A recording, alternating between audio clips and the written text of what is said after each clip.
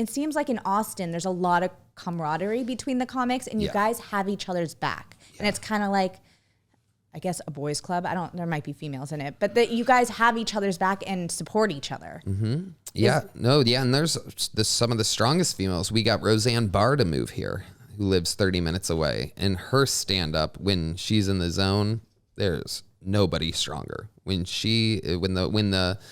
the lithium and the monostat or whatever she's on is at the perfect crisp, there's literally not a strong. You know what monostat is? No, I'm just kidding. It's for yeast infections. Well, yes, whatever the different things that she's on at any given point. When she's got her yeast under control, she's good.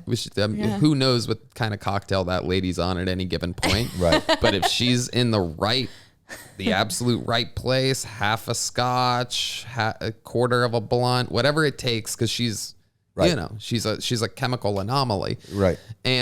But I mean, literally, she just hits a groove, and there's no one cooler, no one funnier. And there's her. Whitney comes all the time, and we have a bunch of fantastic people in the the farm system coming up as door guys and door girls. And there's no competitiveness amongst anyone that you've seen. Oh well, we're all trying to. Everybody's trying to be the best. But you know what? But there seems to be, and I agree with her, there seems to be, and I love it, more camaraderie, more sharing.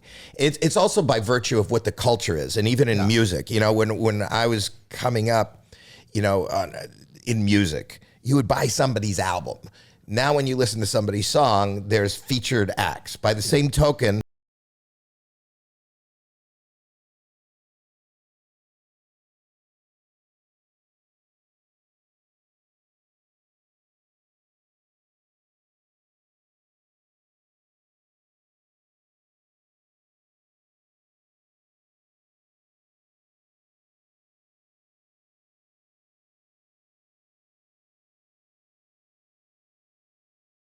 there is like headliner beside headliner beside headliner. That wasn't done, but I think that's it's also part of Rogan's mentality. I mean, he's really the one. He started this where he would take the most intense killers and put them right in front of him. Joey Diaz. When I started working with Joe, it was Joey Diaz and Ari Shaffir who were, and are freaks. The last things pretty much you want to go up after are these guys smashing just filthy and aggressive comedy to where your mind is just blown.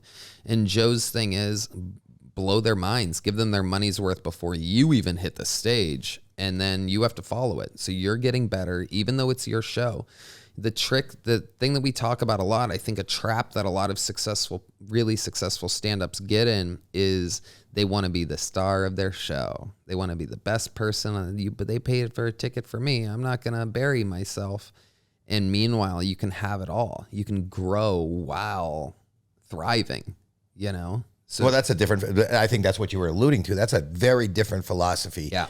Than in the 70s. But I think that philosophy, bleeds onto music. Yeah. And but just it's art. all of us. When I do my theater tour that I'm doing right now, and they have no idea who's going to come out and be on the show. But the first thing that they see, if it's available, is William Montgomery comes out and does 15 minutes. He's your closer. Which to them... He's your closer on Kill Tony. So to them, it's like going to Lorne Michaels show and seeing Chris Farley, or going to a Vince McMahon show and seeing Hulk Hogan first.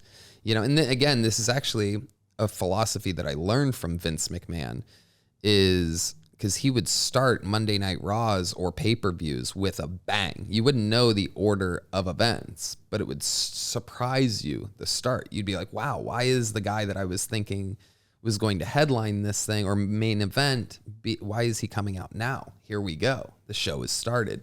So I really believe in that, starting things with a bang. And he kills so hard. These people watch William every single week for over 5 years, doing a minute of stand-up independently and then an 8-minute interview of just chaos. He's being hilarious. And people get famous off of what? Doing 1 hour special once every 3 or 5 years. And here he is doing 8 minutes a week. 8 minutes times 52. So that's basically like 8 1-hour specials per year. And I mean, they're so connected to him that he can do anything, not to mention his best possible set that we're constantly talking about and thinking about how to make it better, how to move this around or this or that, because we talk about it a lot. I like to run, Kill Tony kind of like a college football program. Growth is as corny as this sounds, and I know here we are talking about comedy and the numbers and this and that, but it's like, I really believe in making things even better. How do we destroyed. Oh my God, everybody was so happy. Best show ever, blah, blah, blah. But how do we make it a little bit better?